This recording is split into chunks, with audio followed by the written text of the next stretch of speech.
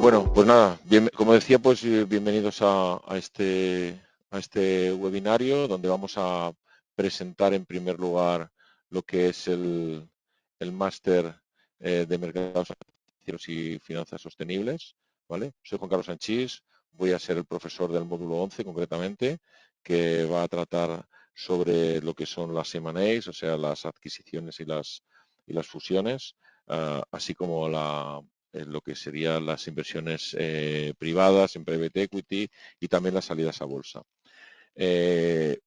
Para que la mecánica del webinario pues sea lo más dinámica posible, no me importa que me interrumpáis en cualquier momento y que si hay alguna duda o alguna consulta, que me la hagáis en tiempo real y vamos, o sea, que no hace falta que nos esperemos al final para poder resolver. Dentro de lo que es todo el programa, como veréis, el programa consta de varios módulos, como ahora iré pasando las diapositivas, ¿vale? Veis que ese es el máster en definitiva, y estos son un poquito el programa con todos los módulos en los que yo concretamente, que soy el profesor del módulo 11, que os he subrayado en rojo. Luego desarrollaremos un poquito dentro de ese. Hoy toca hablar de salidas a bolsa, de ofertas públicas de venta y ofertas públicas de suscripción, así como de OPAs. Entonces, hacemos un breve recorrido. Entiendo que todo está bien. Si nadie dice nada, se ve, se oye, entendidas las preguntas. ¿Vale? Muy bien. De acuerdo. Repito, si alguien tiene alguna duda, por favor, que levante mano y entonces si yo veo mano levantada, paro y contesto. ¿De acuerdo? Muy bien. Entonces, en sí lo que es el máster consta de 13 módulos, de los cuales yo voy a dar el módulo 11. Se van a ver pues todas como ya podéis ahí observar, toda una serie de materias lo más profunda posibles para poder desarrollar un máster lo más práctico posible para desarrollar la actividad, ya que está dirigida a personas profesionales de la materia y para personas interesadas en desarrollarse entre los mercados financieros. Entonces, bueno, también me gustaría avisaros o deciros que para que podáis disfrutar en un momento determinado de, bueno, código de descuento del 10% de la formación, a través del código que ahí aparece, que es JC-medio Master 10, como podéis ver, si lo aplicamos una vez adquirís el máster, tenéis un descuento del 10%, es decir, 650 euros. Quería poneros este código aquí para que toméis nota de él, ¿vale? También os lo pondré por escrito, JC-medio Master, por si alguna persona pues está interesado en suscribir o en cursar este completísimo máster, diría yo, uno de los más completos del mercado. Dicho lo cual, pues bueno, vamos a proseguir por lo que sería ya dentro del módulo 11, que es el que a nosotros nos atañe, pues vamos a ver lo que es la inversión en private equity y en M&A, o sea, en compras y en adquisiciones o en fusiones, en definitiva. Este módulo, cuando lo veamos, no lo veremos de golpe, obviamente lo veremos en 4 sesiones separadas. En la primera, el sonido dice que tiene un poco de ruido, tal vez el micro está muy próximo.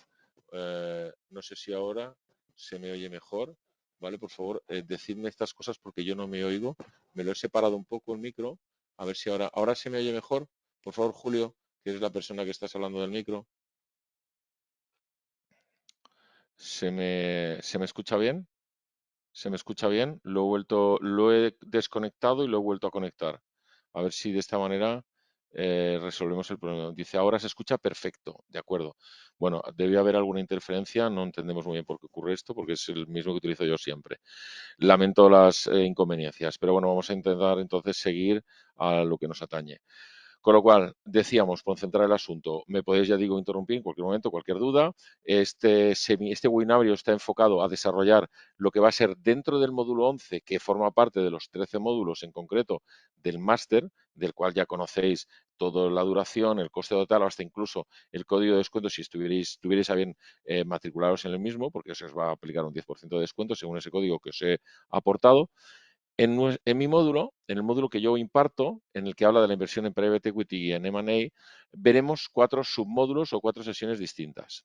En la primera sesión veremos lo que es la modelización financiera y valoración de empresas. ¿Para qué nos sirve esto? Pues nos servirá para financieramente poder establecer un plan por medio del cual conozcamos, por una parte, lo que van a ser nuestras necesidades de CAPEX o de capital, para a partir de ahí buscar cuáles son nuestros medios de financiación. Es decir, nosotros para iniciar o arrancar un negocio vamos a tener unos gastos operativos, ¿vale? Que son los que se producen mes a mes, son recurrentes o fijos o dependen de la producción, pero no son los iniciales, no es la inversión inicial que necesitamos para arrancarlo. Entonces, tenemos de alguna manera que presupuestar o planificar todas nuestras inversiones iniciales, más luego los que son los gastos recurrentes, para conocer cuáles son nuestras necesidades financieras. En función de esas necesidades financieras, veremos si tenemos que acudir a medios propios, es decir, accionistas, o medios ajenos, es decir, pues en este caso agentes bancarios o entidades financieras. De eso va a tratar la modelización financiera. A partir de ahí construiremos, por lo tanto, a 5 años vista, cuál va a ser nuestra cuenta de resultados prevista de aquí a un tiempo en función de las necesidades actuales, y si se cumple todos esos parámetros, todas esas hipótesis que hemos planteado durante, digamos, esta planificación, pues entonces tendremos que podemos conocer o anticipar con unos 3 a 5 años de antelación todo lo que puede llegar a ocurrir para, de alguna manera, reajustar esas desviaciones y poder actuar en consecuencia. Nos pueden venir pues porque estamos invirtiendo menos de lo que esperábamos, más de lo que esperábamos, se están desgastando más nuestros recursos de producción, estamos vendiendo menos de lo que esperábamos. Pueden ocurrir muchas cosas. Entonces, dentro de la modificación financiera veremos cuáles son los factores que influyen.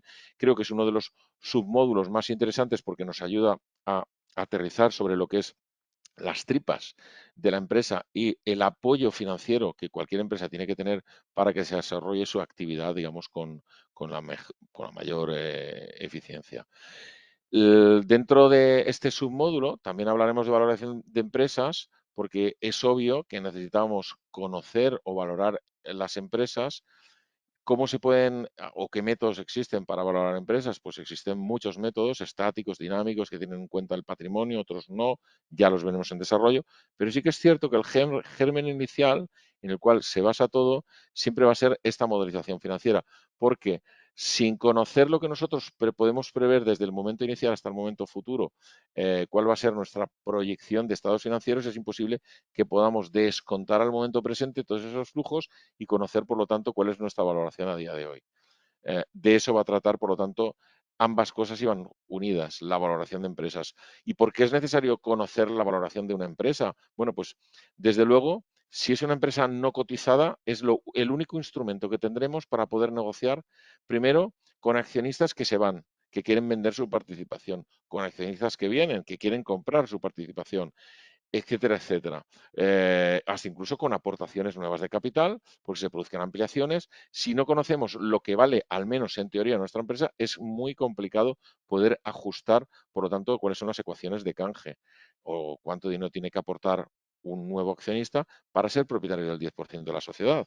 Por ejemplo, porque si no sabemos lo que vale, ¿cómo vamos a decir si es el 10, el 5 o el 15? No lo sabemos. Esto ocurre porque estamos moviéndonos dentro de lo que es los mercados privados, el private equity. Si estuviéramos cotizados o en bolsas, que veremos después qué sentido tiene y por qué existe la bolsa en definitiva, esto ya nos lo viene dado por el propio mercado. No necesitamos hacer este ejercicio. El propio mercado es el que se encarga día a día, en base a la cotización, de darnos ese, bueno, pues ese valor para conocer en todo momento, que es una de las facultades que nos otorga la bolsa, conocer lo que está valiendo el mercado nuestra empresa y, por lo tanto, nuestra capitalización bursátil, que es de lo que se trata. Entonces, eso es lo que veremos en el primer módulo, perdón, submódulo dentro del módulo 11. El segundo, la financiación de las operaciones, sería un paso más allá dentro de lo que es la gestión financiera de la empresa. ¿Qué instrumentos existen tanto a corto como a medio como a largo plazo para que la empresa se pueda financiar en un momento dado? Cuando digo financiar, no solo me refiero a ir a pedir dinero a una entidad externa, a una entidad bancaria, sino a hacer líquidos recursos de ventas ya realizadas, pero que por alguna manera no las tenemos materializada en tesorería, que es de lo que se trata. ¿Por qué? Pues porque la tenemos todavía materializado en algún instrumento financiero de cobro, ya sea un factoring, ya sea un confirming, ya sea una letra de cambio, un cheque, un pagaré, etcétera, etcétera, etcétera. Entonces veremos todas las posibilidades que existen dentro de lo que son los productos tradicionales y luego productos novedosos que vamos a llamarlo novedosos y lo vamos a entrecomillar porque ya no lo son tanto, pero sí que es cierto que comparado con la antigüedad que tienen cheques, pagarés y, bueno, instrumentos financieros para cobrar o para pagar en un momento dado que tienen pues muchísimos años, se los conoce como tradicionales. Si por lo tanto esto lo ponemos en contraposición con lo que si podríamos hablar de la palabra crowdlending, que seguramente que a muchos de vosotros os suena, o el crowdfunding, ahí es donde veremos que esos nuevos instrumentos de financiación que nada tienen que ver con el cheque o con el pagaré, pues están ayudando a las empresas y les podemos llamar novedosos porque de alguna manera, pues bueno, han venido para quedarse y tampoco tienen tantos años de antigüedad. Pues no sé, quizás a lo mejor cuando empezó el boom en el año 2000 del .com de Google, que de hecho hoy cumple 25 años, o sea que fue en el 1998 cuando arrancó Google. Yo recuerdo que antes de Google había otros buscadores, Yahoo era el number one, y bueno, pues ha sido eclipsado obviamente por Google. Pues bueno, de alguna manera esto ya viene de aquellas épocas en las que pues bueno, se ha ido desarrollando los métodos de pago, transferencias que se han mantenido, pero han aparecido nuevos. Y entonces, pues el crowdfunding no es más que una forma de financiarse por medio de la aportación de fondos para, por ejemplo, pues levantar un proyecto de cero y hacer como microaportaciones por parte de nuevos accionistas que aportan pequeño dinero para que se lleve a cabo un proyecto. O el crowdlending, que es, bueno, pues en vez de ir a una sociedad a pedir un préstamo al banco de un importe X, pues lo único que hace es que aparecen muchos más prestamistas, pequeños prestamitos, por eso es micro lending o micro préstamo, y entre todos suman la cantidad que inicialmente está buscando esta sociedad. Entonces, eso de la financiación de las operaciones y el detalle de las mismas las veremos en ese momento cuando veamos esa parte. Cuando entremos ya en la tercera bloque o en la tercera sesión del private equity en el capital riesgo, ahí veremos, pues bueno, qué es esto del private equity y lo pondremos en contexto para entender que nada tiene que ver con bolsa. Bolsa la veremos en el apartado 4, ¿vale? Que es el que finalmente desarrollaremos el día de hoy. Pero esto es un poquito para que veamos cuál es todo el esquema del módulo y de alguna manera nos situemos. El private equity no es más que la negociación parte a parte o punto a punto o en despachos con valoraciones subjetivas por medio de valoradores externos designados por cada una de las partes para llegar a algún acuerdo. Por eso es necesario conocer en el módulos 11.1 la valoración de empresas para poder luego dentro del private equity, pues que por ejemplo un fondo de private equity se siente con otro y puedan de alguna manera de partida pues tener una valoración de una empresa porque están interesados el uno en vender y el otro en comprar. Entonces, todas aquellas negociaciones que se hacen fuera de lo que es un mercado organizado, pues se le denomina private equity porque lo que se está intercambiando son equity, o sea, es decir, acciones de la empresa, en definitiva. Entonces, tenemos, si nos damos cuenta dentro de lo que sería la cadena de financiamiento, perdón, de financiación de una startup, por hablar de algo novedoso, una empresa disruptora recién salida, pues desde los primeros financiadores, que serían las personas más allegadas al promotor o founder del proyecto, pues no sé, las famosas 3 Fs que ya todos conocemos, de los propios founders, de los propios friends, que son los amigos, o los familiares, o incluso los fools o locos o gente que arriesga porque, bueno, en fin, les aporta el dinero a partir de ahí seguiríamos con los que ya de alguna manera se miran un poquito más profesionalmente todo con calma, como serían los ángeles del negocio, business angels también, y luego ya a partir de ahí ya seguiríamos dentro de la cadena de financiación de esta startup que se supone que va bien y que va viendo y que de alguna manera va creciendo, con lo que serían ya los venture capital, los fondos de venture capital, que tienen unos criterios de inversión X, a unas valoraciones y por último, dentro de esta cadena, estoy hablando siempre dentro de lo que es el privado, ¿no? O sea, quiero decir, lo que es el equity, el privado, el private equity, los fondos de private equity, que se llaman así exactamente, son mucho más profesionalizados, mucho más grandes y en los que se producen pues, normalmente lo que se denominan los buyouts, es decir, las compras completas de las compañías. No una toma de participación, sino un buyout completo en la que sale todo el accionariado anterior, entra este fondo y sustituye además para conseguir esas economías de escala a al CEO, bueno, y al financiero, y al de marketing, y a toda su cúpula directiva, porque tiene de alguna manera ya entrenados a esos equipos para hacerlos crecer en valor. Capital riesgo, en definitiva, viene a ser de alguna manera, por lo tanto, pues el que engloba a todas estas entidades que hemos hablado, pues los business angels, los fondos de venture capital, de private equity, incluso las entidades de capital riesgo, que son sociedades ad hoc formadas para tomar participaciones en otras, pero no son fondos porque son cerradas, es decir, tienen un capital cerrado y no admiten nuevas incorporaciones de nuevos miembros.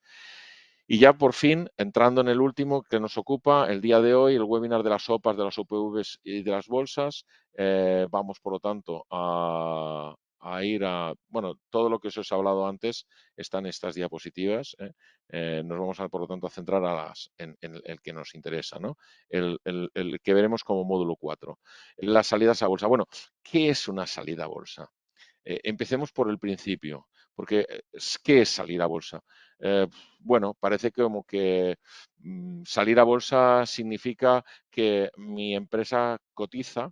¿Y qué es cotizar? Bueno, habría que aclarar muchas cosas porque realmente bolsas hay muchas. em, en todo el mundo.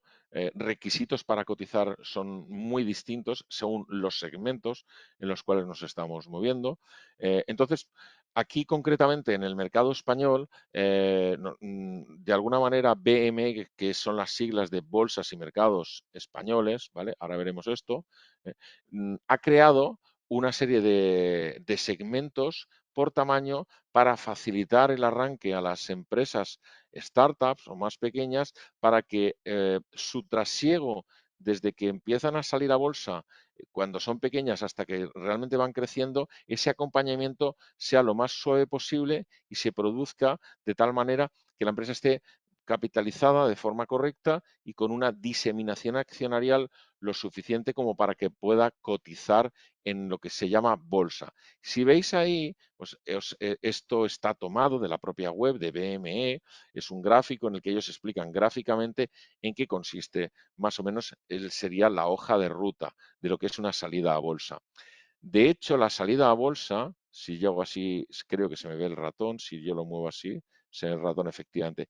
Empezaríamos en algo que se denomina entorno premercado, que no es en sí cotizar en bolsa todavía, no es salir a bolsa, pero es como una escuela de empresas que quieren salir a bolsa. Esto ya sí, el BM Scale ya estás en bolsa, ya cotizas, el BM Growth obviamente también, y la bolsa en sí ya es la hermana mayor de todas las anteriores. Entonces realmente hay como una, dos y tres escalados o tres segmentos que cotizan por separado porque los requisitos de negociación son distintos.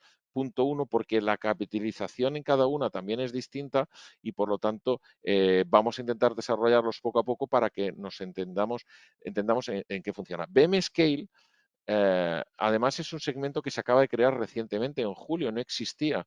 Realmente cuando una startup se quería convertir en micropyme, pyme o algo, digamos, una empresa más capitalizada, tendría que tener una valoración determinada y entraba directamente en el BM Growth. Y lo que han hecho muy acertadamente desde BME es crear un segmento intermedio para que el salto no sea tan fuerte. Porque si aquí, para cotizar en BM Growth, que es lo que, bueno, salvando las distancias, sería como el mercado alternativo bursátil, que era como se denominaba antiguamente en España, o como lo que sería, pues bueno, ya he dicho, salvando las distancias, muchas distancias, un Nasdaq americano. Las empresas de mayor crecimiento, por eso se llama BME Growth. Y el BME Scale está, de alguna manera, pues pensado por parte de BME para que coticen las que todavía no son growth, no son muy pymes, son más bien startups y están todavía creciendo, pero ya pueden cotizar, ya tienen cierto valor, cierta capitalización y bueno, pues se ha creado ese segmento para de alguna manera poderles dar cobijo. ¿Qué hace el entorno permercado como escuela? El entorno permercado, de alguna manera, lo que va es tratando de iniciar a estas empresas que quieren empezar a cotizar en bolsa, que algún día quieren tocar la campana, que eso es empezar a cotizar, es decir, que en el ticket de cotización aparezca las siglas o el mnemónico que se les asigne y por lo tanto se esté continuamente sabiendo a qué precio se compra, a qué precio se vende y por lo tanto cuál es el último precio cruzado y por lo tanto su cotización y eso multiplicado por el número de acciones en circulación nos da la capitalización, es decir, lo que vale toda la empresa. Pues entorno premercado, en definitiva, lo único que trata es que ayuda por medio de un programa que dura pues, entre 1 y 2 años, a las empresas cumplir con los requisitos, sobre todo burocráticos, que son durísimos, con la Comisión Nacional del Mercado de Valores, que es la supervisora en España de todas las operaciones que ocurren en bolsa, porque se requiere una serie de requisitos estrictos de información, recurrente, semestral, anual, auditorías. Se requiere además notificar hechos significativos continuamente que puedan afectar a la cotización de la acción. Y entonces, realmente lo que viene es a dar el visto bueno en torno permercado de que esta empresa está, por lo tanto, preparada para poder cotizar ya, digamos, en bolsa. Entonces, de alguna manera, excepto algunas excepciones en las que está realmente la empresa ya muy madura, muy desarrollada o que está preparada perfectamente para salir directamente al BM Growth, como si dijéramos, pues ¿por qué? Pues porque ya tiene antigüedad y, en fin, ya es grande, de repente ha decidido salir a bolsa. Luego podremos discutir por qué queremos o no queremos salir a bolsa, que eso es otra historia. Pero en el entorno premercado lo que hacemos es entrenarnos, ¿no? Entonces, el entorno premercado entrena, pertenece también como pequeño segmento formativo en el que se producen, como podréis ver en la siguiente diapositiva que os voy a poner, pues esto, una formación, se produce una práctica, se genera una visibilidad, porque la empresa ya puede decir estoy ahí en la recta de salida o la rampa de lanzamiento para cotizar en bolsa, y además se produce un networking de alto nivel, pues porque en primer lugar con los eventos que hace bolsa logra juntar a inversores potenciales en esas startups, ¿vale? Con los propios founders o los propios fundadores para que en un momento dado, cuando coticen, de alguna manera conocer de primera mano cuáles son los inversores que forman parte de tu cap table o de tu lista de socios. Y además están haciendo un asesoramiento profesional, como os he comentado, para poderles ayudar, por lo tanto, a cotizar. Entonces, en el entorno premercado se entra para, como objetivo, ya he dicho, preparar o bien al BM Scale, que es el segmento que se acaba de alguna manera de crear, ¿vale?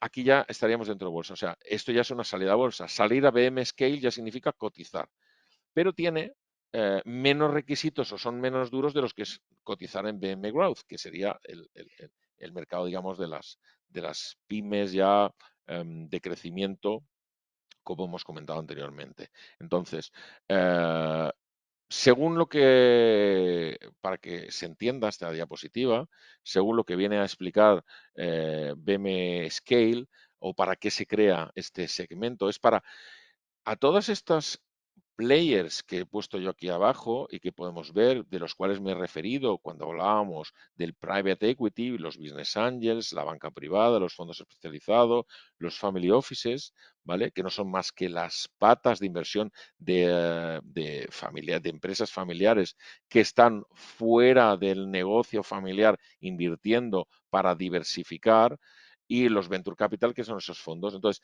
¿cómo le damos de alguna manera a todos estos salida en un momento dado o liquidez si yo, que soy business angel, por ejemplo, invertí en una startup y tengo la suerte o he sabido llevarla hasta la cotización y por lo tanto que salga a bolsa, bueno, pues a través de, si salgo a BM Scale, tendré la posibilidad, por lo tanto, de vender en un momento dado mi paquete de acciones, y por lo tanto hacer líquida mi inversión. Si no, de la otra manera, si no llega nunca a cotizar esa scale-up o esa startup, nunca en BME, tendré que buscar otro business angel que me compre mi participación o tendrá que venir un venture capital interesado en comprarnos a todos los business angels para que él se quede con ese paquete y siga, digamos, en la siguiente etapa desarrollando o ayudando a esa startup. Por lo tanto, BM Scale, así en resumidas, en definitiva, ¿a qué se dedica? ¿Qué hace? Pues bueno, te ayuda a escalar tu negocio, obviamente te da un prestigio porque ya no solo estás en entorno supermercado, ya has dado el salto, ya cotizas, ya has salido a bolsa. O sea, BM Scale ya es una salida a bolsa y por lo tanto eso refuerza tu imagen de marca. Diversifica, por lo tanto, tu base de inversores.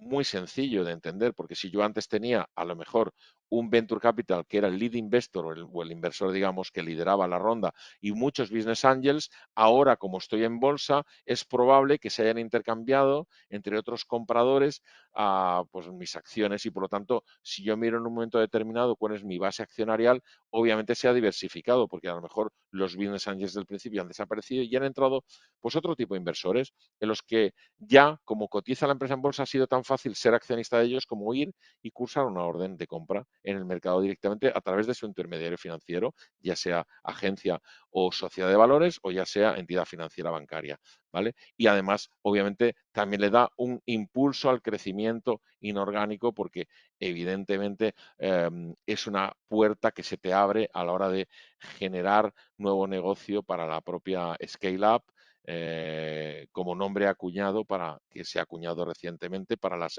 startups que ya no son startups, digamos, muy incipientes, pero tampoco son todavía pymes, entonces son como scale-ups que están, de hecho, escalando, ¿eh?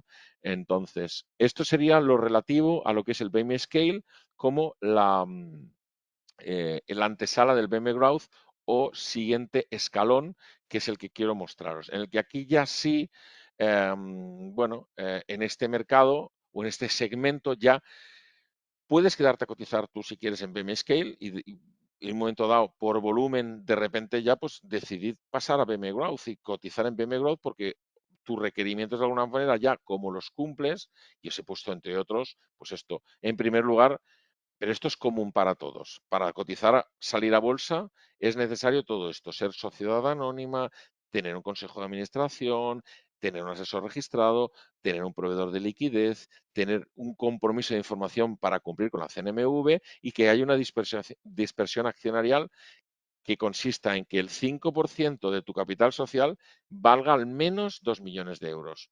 Por lo tanto, ahora ya pues sabéis lo que tiene que hablar la sociedad, ¿vale? En definitiva, si tenemos que, en este caso, en el caso de BM Growth, se está exigiendo esto porque los requisitos son superiores, yo puedo avanzaros que en el segmento anterior, en el que podemos estar cotizando, sí es verdad que BME ha eliminado la necesidad de la dispersión accionarial, o sea, se puede uno, por ejemplo, que no llega, está más concentrado en pocos accionistas, no llega a esa dispersión, pues puede perfectamente cotizar en BM Scale porque está muy concentrado. No tiene el 5% que vale 2 millones, sino que vale menos, ¿no? Vamos a suponer que vale pues medio millón o 1 millón solo, por lo tanto, no podría cotizar en BM Growth, sí podría cotizar en BM Scale. Además, no hay proveedor de liquidez. ¿Qué es el proveedor de liquidez? El proveedor de liquidez es, todo lo demás sí que es necesario, ¿eh? Sociedad anónima, consejo de administración, solo registrado, sería necesario también para cotizar en el BM Scale.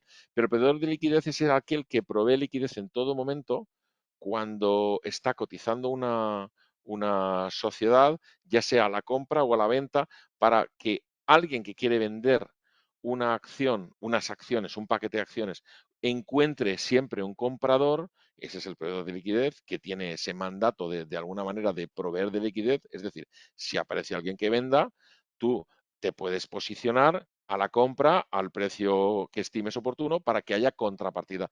Y por contra, lo mismo, si hay alguien que quiere comprar, el proveedor de liquidez tendrá siempre paquetes a la venta a determinado precio para que tú puedas llegar a comprar. Entonces está proveyendo de liquidez, porque si no existiera el proveedor de liquidez, ¿qué ocurriría en bolsa? Al menos en estas sociedades de muy baja capitalización. No estamos hablando de las grandes, las de bolsa o el exchange principal. Pues bueno, que podría darse el caso de que un día no se cruzara ninguna operación, porque no hubiera nadie dispuesto a vender por el motivo que fuera y ni nadie dispuesto a comprar. Entonces no se cruza nada. Para que eso no ocurra, sí que se exige que exista un proveedor de liquidez para que provea de esa liquidez y que por lo tanto pueda fluir de alguna manera y marcar un cruce, que eso es lo que nos da la cotización, el cruce entre una operación de compra y una operación de venta. Como veis, todo es público y por lo tanto estamos en el mercado ya público, eso es bolsa, frente al mercado privado, que sería el mercado que se compra y vende a través de lo que hemos llamado private equity o de lo que se denomina private equity, que se negocia en parte a parte, no en mercados organizados y en despachos. ¿Vale? Y por último, ya digamos, lo que es bolsa grande o el exchange o lo que antes se llamaba mercado continuo, donde están ya las grandes pymes, bueno, las pymes y las grandes empresas, digamos, que son españolas o no españolas, pero que cotizan en España. Aquí, obviamente, hay una guía incluso que está puesta en asterisco para qué hacer para salir ahí, porque los requisitos ya son, obviamente, tan importantes y tan distintos que no merece la pena, al menos, enumerarlo. Y os remito a esa guía para salir a bolsa, que está editada por BME, que es muy completa y que realmente sería el final del recorrido que, como vuelvo a retomar el gráfico de aquí, este de aquí, estaríamos en este último estadio, el de la bolsa en sí, el de lo que es mercado continuo antiguamente, que ahora se llama exchange, pero sería donde aspira toda empresa ya a hacerse grande, a hacerse mayor y a donde, bueno, pues tener de alguna manera, pues poder financiar el crecimiento, porque conforme estoy en bolsa, financio el crecimiento. Ya explicaremos por qué financio el crecimiento cuando hablemos de OPVs y OPS, ¿vale? Sobre todo de OPS, si obviamente la imagen de marca se mantiene, se da liquidez, la valoración es objetiva, claro, porque el propio mercado es el que está dando continuamente ese precio, en definitiva. Y claro, nos posiciona también en temas ESG, que quieren decir Environmental, Social and Governance, ¿vale? Que son los temas que tienen que ver con toda la sostenibilidad, porque están obligados a emitir, obviamente por volumen, no una memoria de sostenibilidad voluntaria, sino ya un estado de información no financiero que está regulado ya por ley en España y que se tiene que auditar y publicar y además remitir a la Comisión Nacional del Mercado de Valores. Y por lo tanto ya tenemos una extensa comunidad de inversores que nos conocen, salimos en prensa, salimos en televisión, salimos en medios, etcétera, etcétera. ¿Vale? Entonces, nos quedamos un poquito con qué es esto de financiar el crecimiento, esta parte de arriba de los beneficios de bolsa. Bueno, antes que nada, una pequeña pincelada. El IBEX 35 son las 35 empresas más grandes de mayor capitalización dentro del exchange. Se cogen estadísticamente y según se producen unas revisiones semestrales, cuáles son las que tienen mayor capitalización. Entonces sabemos que siempre están pues, las que obviamente son más líquidas en España, Santander, BBVA, Endesa, Iberdrola, Telefónica, etcétera, etcétera. Hay algunas que van cayéndose del IBEX, entran otras, es como la primera y la segunda división de fútbol, ¿verdad? Pues porque de repente se negocian menos y entonces, pues en el comité de revisión de IBEX se dan cuenta que hay que sacarla del índice porque el índice tiene que representar a lo más fiel posible a la bolsa española, entonces por eso cogen las 35. ¿Podrían haber cogido más? Sí, claro. Bueno, en fin, pues, tenemos el SP 500 que tiene 500 acciones en Estados Unidos, pero no nos hace falta tanto. Con 35 se decidió que era suficiente y entonces pues representa el 98-99% del mercado, porque el resto fuera de esas 35 hasta el total del exchange no pesa tanto. Entonces ese es el que al final nos utiliza para referenciar derivados, etcétera, etcétera. Ese IBEX 35 que sale de la bolsa. Volvemos y por lo tanto, para ir finalizando ya lo que va a ser este webinario, que nos queda ya poco tiempo, para financiar el crecimiento hemos dicho como uno de los beneficios que tiene estar en el exchange. Pero, ¿por qué habla de financiar el crecimiento? Porque vamos a ver, para finalizar, tres figuras, lo que es la OPV, oferta pública de venta, también como initial offering, ¿vale? Public offerings, como veis ahí, que lo habréis oído, lo habréis visto en inglés, en la cual, para que centremos exactamente de qué se trata y para que la distingamos de lo que es una OPA, de una OPS, la OPV, el capital social no va a variar, simplemente se va a cambiar de manos. Es decir, yo ya tengo una sociedad que cotiza en bolsa, una sociedad que tiene un precio, por lo tanto, objetivo, un precio que es aceptado por todo el mercado y yo lo único que quiero es, pues bueno, vender, vender mi paquete. Y mi paquete es lo suficientemente grande, porque imaginad que soy uno de los fundadores principales y además soy el CEO de la empresa, quiero salirme, pues por lo que sea, porque me retiro, me jubilo o me he cansado, o estoy dedicándome a otra cosa y entonces pues digo, bueno, yo no puedo ir y sacar el 50% de la sociedad, que es lo que en este momento tengo en cartera, a mercado porque hundo la cotización. Entonces tengo que de alguna manera que organizar una oferta pública de venta para que sea público y notorio que hay una venta y que alguien acuda. Entonces hay que hacer una serie de folletos informativos, etcétera, etcétera. ¿Qué ocurre? Y esto ya forma parte de mi criterio personal y propio. ¿Son buenas, son recomendables, son interesantes las OPVs? Bueno, depende. Hombre, es que me hacen partícipe de un negocio que yo hasta ahora, hasta que no se ha publicado la OPV, pues no, la UPV obviamente implica salir a bolsa, no podía ser accionista, entonces es una oportunidad de salir a bolsa y de ser accionista a partir de ese momento. Sí, correcto, pero sin embargo tenemos un inconveniente y es que si quien está vendiendo ese paquete es precisamente, como he dicho yo, el fundador principal de la sociedad, que además la abandona, ahora mismo, ¿quién se va a quedar? Nos tendríamos que hacer la siguiente pregunta, ¿quién se va a quedar ahora mismo al frente de la sociedad? Nos da un poquito de miedo. Entonces, igual, entrar a formar parte del accionariado de una empresa a través de una OPV, cuando realmente esa OPV no es más que para que cambie de manos, y aprovechar la salida a bolsa para que cambie de manos. Es decir, ese paquete que va a cotizar es el paquete del cual se quieren deshacer los anteriores. No hay ningún proyecto de ampliación de capital detrás, no hay ningún proyecto nuevo que acometer, simplemente es un cambio de cromos. Bueno, pues hay que sopesar de alguna manera. No digo que las OPV sean malas, pero sí que hay que analizarlas muy bien. ¿Vale? Porque hay que distinguirlas, por lo tanto, de las siguientes, de las que serían las OPS, que para mí no es que sean tampoco las buenas, pero de alguna manera sí que detrás hay una ampliación de capital. El capital social sí que varía, existe una ampliación, ¿vale? ¿Qué ocurre? Que aquí lo que ocurre es que la empresa ya cotizaba, la empresa ya estaba en mercado y de repente sale una OPS.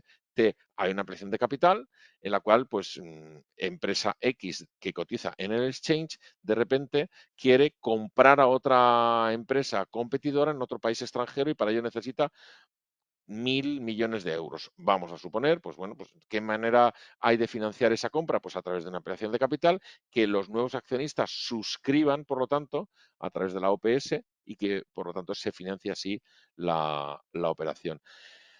Si la OPS es buena porque la compra es interesante, porque lo han hecho bien y porque el precio que se ha obtenido para la compra es muy bien negociado y además el precio que le van a dar los analistas y valoradores es correcto, no se han equivocado, pues es probable que sea un éxito. Entonces hay muchas OPS que salen muy bien y que uno compra en el momento presente y luego al cabo de un año pues ha conseguido una revalorización muy interesante de su inversión inicial. Hay otras que no, en las que estamos después de un año por debajo del precio de salida. Eso ya dependerá punto a punto de cada valor. Entonces no hay nada escrito ni nada estable respecto de las OPVs o de las OPS. Lo único que hay es que hay que analizarlas punto a punto. Y para finalizar esta noción inicial de las salidas a bolsa, hablaremos de lo que es una OPA o una oferta pública de adquisición en la que alguien, ya sea un accionista actual de la compañía o uno de fuera, está interesado en adquirir un paquete o total, porque quiere comprar totalmente la empresa, o parcial, pero lo suficientemente grande como para que lo obligue la reglamentación actual a que tengan que lanzar una OPA o una oferta pública. Es decir, no lo puede comprar sin que nadie se entere. Y me explico. Si no soy accionista, por ejemplo, de una empresa y yo quiero tomar el control de la empresa y sé que la forma de tomar el control de la empresa es a través de lanzar compras pequeñitas para que no se noten mucho a través de mi intermediario y luego cuando menos te lo esperas estoy controlando el 10, el 15, el 20% de la empresa, bueno, pues para evitar que se produzcan esas tomas de control, digamos, fuera del control público o que de alguna manera se despiste la opinión pública, se obliga por medio de reglamentación a que alguien que ya posea un 30% de una sociedad y quiera aumentar hasta por encima o que quiera al menos tener un 30%, esté obligado a hacer una oferta pública de adquisición y que por lo tanto todo el mundo conozca cuál es el precio que ofrece. ¿Qué es lo que creéis que puede ocurrir cuando alguien quiere tomar una empresa o controlarla? Pues que ofrezca seguramente más del precio de su cotización. Si está cotizando, vamos a suponer, a 10 euros la acción, pues es probable que si yo quiero de repente hacerme con un paquete fuerte, no voy a comprar a lo mismo que está cotizando ahora mismo en mercado, que está a 10, sino que a lo mejor voy a ofrecer 11, 11 y medio, 12 euros para tener a gente dispuesto a venderme por encima de lo que está cotizando en ese momento y por lo tanto hacerme con ese paquete lo antes posible. Como comprenderéis, simplemente el mero hecho del anuncio de la OPA hace que se dispare la cotización hasta el precio que está ofreciendo el oferente. Es evidente. Si está cotizando a 10 y de repente se hace público que hay una OPA a 11 y medio, a los accionistas, porque quieren hacerse propietarios de un paquete superior, pues al día siguiente de conocerse, seguramente estará ya cotizando a 11 y medio la acción en el mercado, con lo cual ya te da igual a los antiguos accionistas vendérselo en bolsa directamente o vendérselo al nuevo adquirente. ¿Hay muchos distintos tipos de OPA? Sí, pero no es objetivo de este pequeño webinario empezar a analizar si hay OPAs de exclusión, que las hay, si hay OPAs voluntarias, que las hay, OPAs obligatorias, OPAs para tomas de control, OPAs hostiles, OPAs no hostiles, etcétera. Hay muchas OPAs, pero esas se verán ya dentro de lo que es el módulo en máster, porque creo que con esto es suficiente para hacernos una idea de lo que son las salidas a bolsa como módulo o como apartado cuarto de lo que sería el módulo 11 a desarrollar. A partir de ahora, y para que tengamos unos minutos, sí que es cierto que me gustaría abrir, ya que no habéis dicho nada, pues un periodo de preguntas, si es que las hay, de dudas, y retomo el momento en el que me digáis la presentación y aclaro aquello que no que necesitéis aclarar o incluso, no sé, hablamos del máster en general o del módulo en particular, como me pidáis, ¿vale? Esto es lo que hay de momento por el día de hoy. Os agradezco la asistencia a este webinario. Espero que os animéis a entrar a cursar este máster que realmente merece la pena. Hay mucha información y muy relevante porque está de la mano de muchísimos profesionales expertos, cada uno en su materia, que si tomáis un poquito de cada uno, pues realmente el valor añadido que os aporta pues es, eh, es muy interesante. Vanessa, muchas gracias, que te haya encantado. A mí también. Tengo un mensaje ya de texto que están ya empezando a chatear. Mm, Dice, pero todavía tengo que comprender mejor el mensaje. No sé, Vanessa, no sé si tienes audio para poder hablar o solo te puedes escribir. En cualquier caso, si necesitas alguna aclaración más para que acabes de comprender, ¿vale? Bueno, aquí dice, bueno, tengo que comprender mejor el mensaje, vale, bien. Es evidente que en un webinario de una hora se sobrevuela por encima de lo que es la materia efectiva, pero no se puede profundizar más allá porque para eso ya hay que cursarlo para poder profundizar y tener el tiempo correspondiente en porque esto es un webinario de una hora de duración como máximo, en las que os hemos dejado, a pesar del retraso que hemos tenido, pues unos minutos para preguntas, pero sí que es cierto que cuando se desarrollen en el máster sí que tendremos dedicado a cada subapartado de esos 4 sesiones que integran el módulo número 11, se les dedicará pues 2 horas y media, 3 horas, más luego tutorías, o sea que tal. Julio dice la reciente compra de acciones. A ver, Julio, que te voy a leer.